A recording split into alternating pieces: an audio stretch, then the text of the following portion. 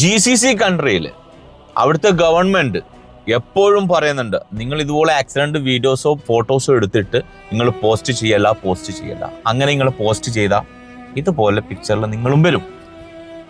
എന്നാലും പഠിക്കൂല. ചില ആൾക്കാർക്ക് ഈ ഒരു വാണിംഗ് അലാറം വരുന്നുണ്ടല്ലോ ഇപ്പോൾ. അങ്ങനെ വരുന്ന സമയത്ത് ചില ആൾക്കാരുടെ വിചാരം അത് നമുക്ക് വീഡിയോ ഫോട്ടോ എടുക്കാനുള്ള മെസ്സേജ് തരുന്നതാണ്. അങ്ങനെ പെർമിഷൻ തരുന്ന രീതിയിലാണ്. ഈ അലാറം വരുന്നത് എന്തിനാ? നമ്മൾ സേഫ് ആയിട്ടുള്ള സ്ഥലത്ത് പോയി നിൽക്കാനാണ്. അല്ലാണ്ട് വീഡിയോ ഫോട്ടോ എടുക്കാൻ വേണ്ടിയിട്ട് ആകാശത്തേക്ക് മൊബൈൽ പിടിച്ച് നിൽക്കാനല്ല.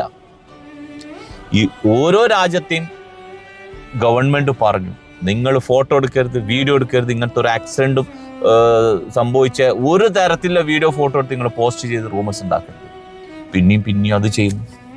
എടോ, ഇവിടുത്തെ രാജ്യത്തിലെ ഗവൺമെന്റ് പറഞ്ഞു കഴിഞ്ഞാൽ അതനുസരിച്ച് ജീവിക്കുക.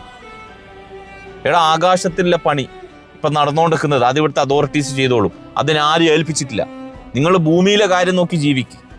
എന്തിനാ നിങ്ങൾ വേണ്ടാത്ത പണിക്കൊക്കെ പോയിട്ട് ഈ ഒരു 1,00,000 ദിർഹംസും 2,00,000 ദിർഹംസും ഒക്കെ ഫൈൻ വാങ്ങിക്കൂട്ടേണ്ട ആവശ്യം?